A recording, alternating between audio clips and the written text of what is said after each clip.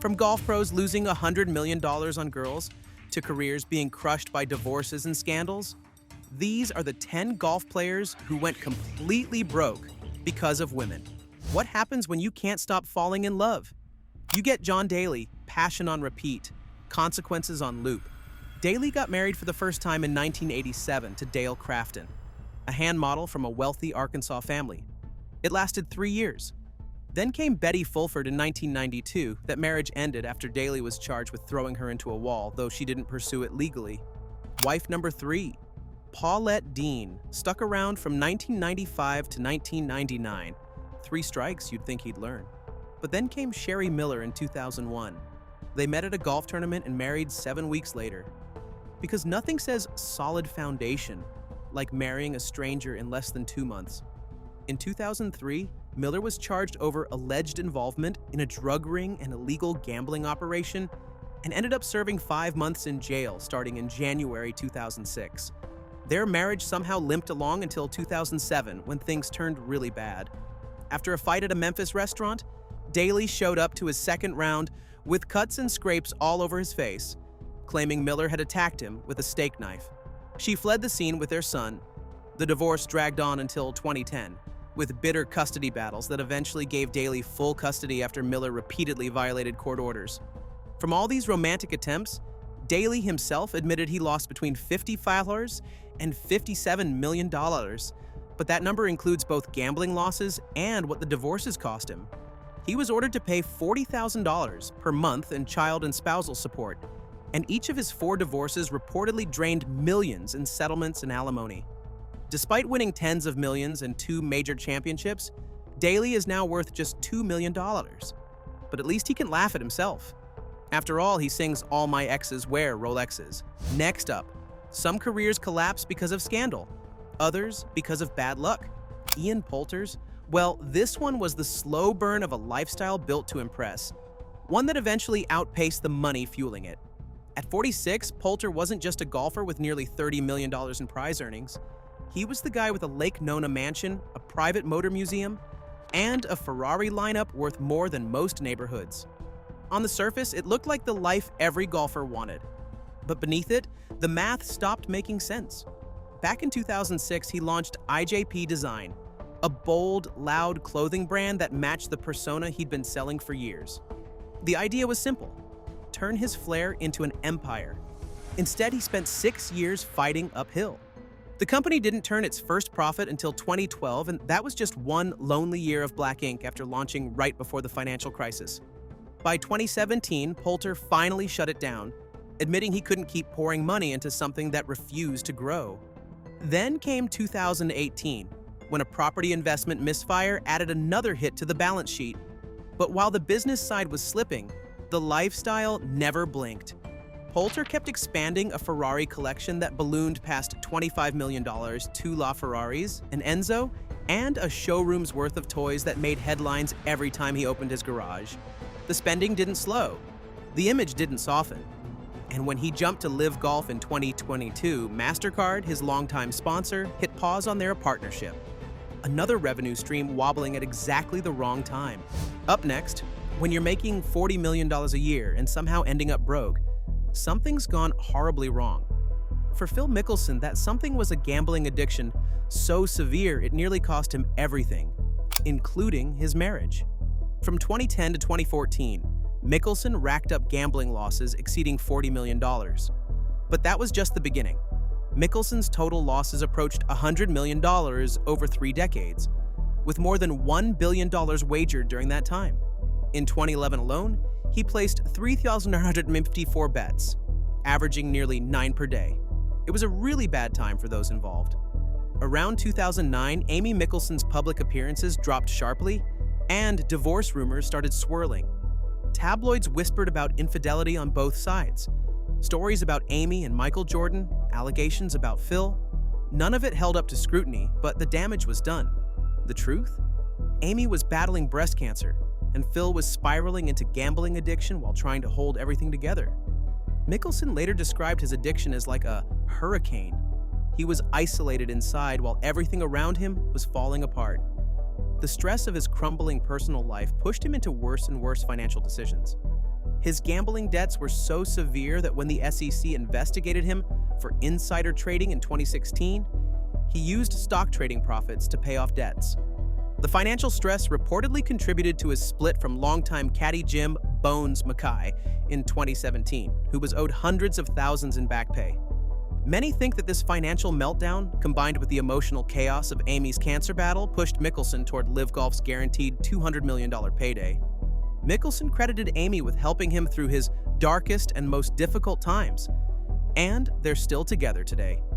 But that addiction nearly destroyed everything he'd built. Next player. For years, one of golf's most consistent stars seemed untouchable. But behind the trophies and the quiet composure, his personal life was collapsing. A messy divorce, rumors of cheating, and millions on the line soon left him struggling to focus on the one thing he'd always relied on: his game. When Lee Westwood told ESPN in early 2016 that he found it nearly impossible to concentrate on golf during his divorce, he wasn't exaggerating. His 16-year marriage fell apart, and his career went with it. Laura Coulthart filed for divorce in Palm Beach County Court in 2015, citing misconduct, the legal term for what she claimed were multiple extramarital affairs. The divorce filing included a claim for $50 million. While Westwood denied the cheating allegations, he started living with girlfriend Helen Story just months after the separation, which didn't exactly help his case. The divorce threatened a courtroom battle over his $50 million fortune before they reached a last-minute settlement. The proceedings were finalized in October 2017, but it wasn't over just yet. Westwood's 2015 season was a disaster. 3 missed cuts. Just one top 10 finish on the PGA Tour, his ranking plummeting.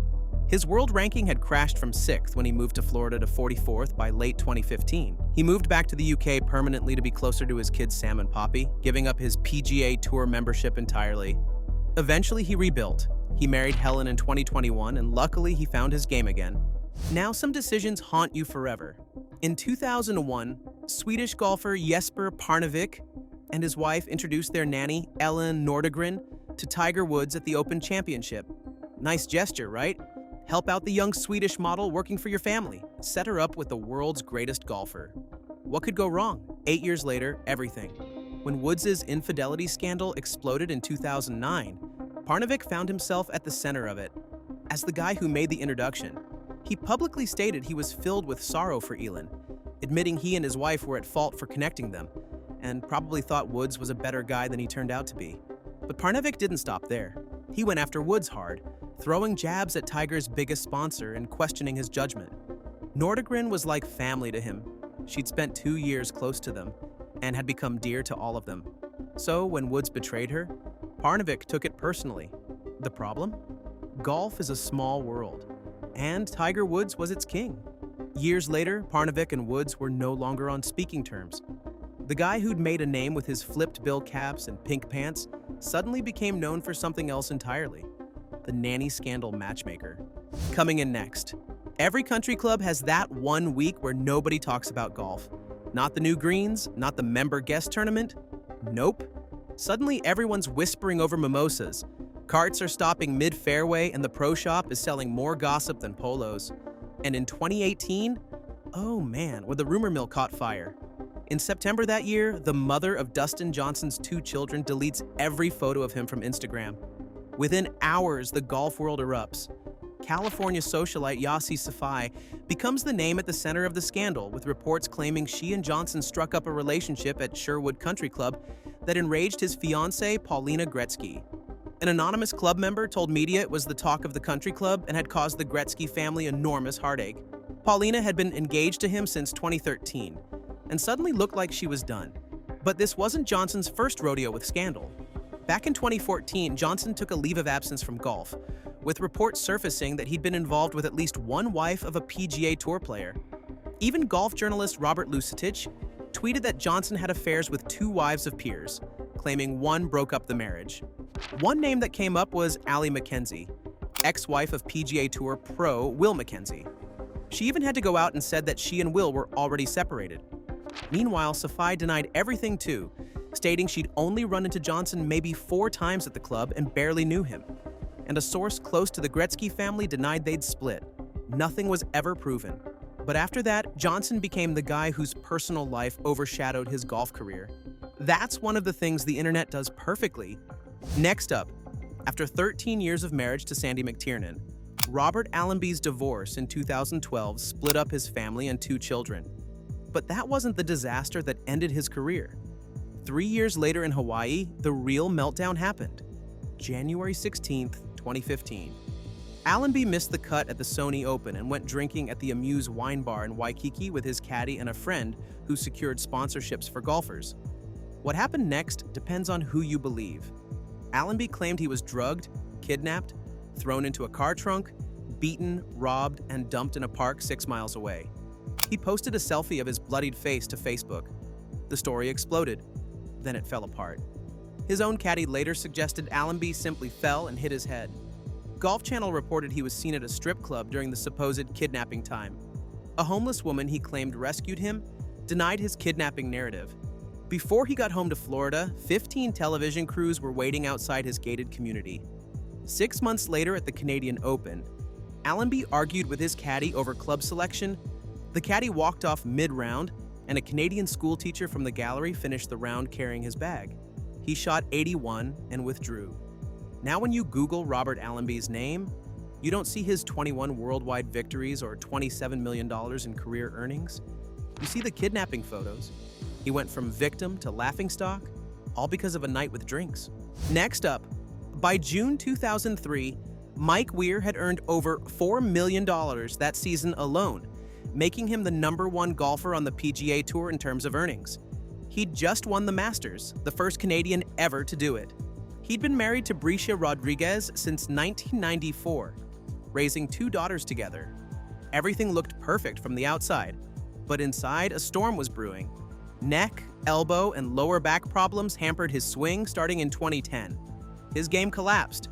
By the 2015-2016 season, he'd missed the cut in 14 of 18 events and withdrawn from 3 others. That's bad, but the worst wasn't on the course. In 2015, Weir split with Bricia after 21 years of marriage, taking custody of his 2 teenage daughters. That July, he withdrew from the Canadian Open, what would have been his 25th appearance, and took an indefinite leave from golf, calling it an extremely difficult decision. The guy who once earned $5 million in a single season found himself stepping away from the game entirely. Not because he went broke, his net worth remained around $25 million, but because when your marriage falls apart after 2 decades and you've got 2 teenage daughters depending on you, suddenly golf doesn't matter as much anymore. Weir eventually came back, joining the Champions Tour at 50. But those years between his divorce and comeback? Gone. Lost to a personal crisis that money couldn't fix and a game that couldn't wait. Next up, it's not uncommon for golfers to blame their putting or something else when things go south. But Sergio Garcia blamed love. In 2008, Garcia was ranked 2nd in the world after winning the Players' Championship. He was dating Morgan Lee Norman, Greg Norman's daughter, and everything looked perfect. Then March 2009 hit, and the relationship ended. What followed wasn't just a bad month. Garcia admitted the breakup briefly dulled his enthusiasm for golf and killed his desire to practice. Brief? He tanked to 77th place in his next event, then 38th at the Masters, then missed the cut at Quail Hollow. It hurt. It was probably the first time I have been really in love, he told reporters. His game vanished. Garcia's world ranking plummeted from 2nd all the way down to 78th. At the Players' Championship, where he was the defending champion, he could only manage 22nd place. The worst part? Garcia missed the 2010 Ryder Cup, the first time in his career he hadn't made the team. For a guy who lived for representing Europe, that absence said everything. He broke down in tears during the Madrid Masters and eventually just stopped playing for a while. After winning the Players' Championship while dating Norman, Garcia didn't win again for more than 2 years. From 2009 through 2011, he was stuck in an undeniable slump. He eventually crawled back, married Angela Akins, won the Masters in 2017, became a legend. But 3 years of his prime? Gone because he couldn't figure out how. Next up, you spend your entire life building something. 9 major championships. A career grand slam. One of only 5 players in history to achieve it. You're Gary Player, the Black Knight. A legend who defined an era of golf. And then the people who should protect your legacy start selling it off piece by piece. For nearly 2 decades, Gary Player trusted his son Mark to manage his business affairs. Father and son working together, protecting the brand they'd built. Except somewhere along the way, the lines got blurred. In 2020, at 84 years old, Player had to take his own son to court and won a $5 million judgment for unpaid royalties from 2014 through 2018. But the damage was just beginning. In 2021, Player's 1974 Masters trophy, one of 3 green jackets he'd earned, sold at auction for $523,883. Not because Player wanted to sell it, because his son Mark put it up for auction without his permission. His South African Open trophy went for $48,841. The irons he used to win his only U.S. Open in 1965 fetched $17,947. And even the shoes from his final Masters appearance sold for over $1,000. Player sued Mark, of course, but he also had to file a second lawsuit against his grandson Damien, who allegedly solicited buyers for memorabilia stored in 19 lockers and sold multiple Rolex watches for significant sums. His story is unique in this list because he didn't go broke because of women or a wild lifestyle. He lost a fortune because the people closest to him, his own family, decided his legacy was worth more in cash than in honor. Next up, they say love is priceless. Greg Norman proved it, especially when it costs $103 million. This man married flight attendant Laura Andraschi in 1981, back when he was climbing his way to becoming the world's #1 golfer. They built an empire together. Norman amassed what was estimated as a $500 million fortune from golf earnings, sponsorships, wine, real estate, and golf design businesses. Everything looked perfect from the outside, until 2006 came. That year, Norman, while still married, met tennis legend Chris Evert, and both left their spouses to be together. The divorce got ugly fast. Norman's lawyers dismissed Andraschi's contributions to his success, which didn't exactly help things. When the dust settled in 2007, the divorce cost Norman $103 million. Andraschi received a $50 million lump sum payment, plus another $30.2 million to be paid over 15 years. Add in $17.5 million from their beachfront Jupiter Island mansion, a $4 million Palm Beach home, and $500,000 in jewelry, and you've got one expensive divorce.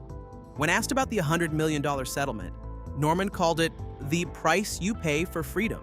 Freedom that lasted exactly 15 months. His marriage to Evert fell apart after just over a year. It happened in the worst time possible. Norman was moving from his playing career into business, and suddenly he was losing over $100 million. That kind of financial blow would have sunk most people, but Norman bounced back, rebuilding his business empire and eventually becoming the face of LIV Golf.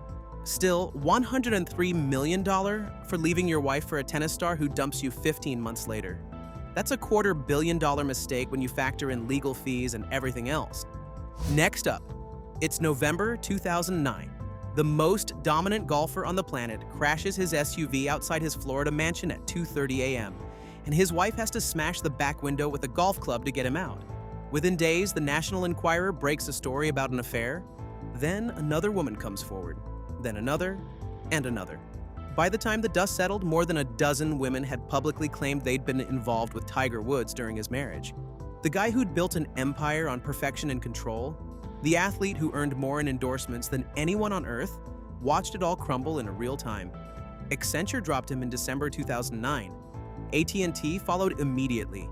Then Gillette. His endorsement income plummeted from $92 million in 2009 to $70 million in 2010, a $22 million haircut in a single year. But that was just the beginning. The divorce settlement with Ellen Nordegren landed somewhere between $100 and $110 million. Not $750 million like the tabloids screamed, but still enough to represent about 20% of his entire net worth at the time. Woods structured part of the settlement as a $54.5 million mortgage, paying Nordegren roughly $860,000 a month until 2016.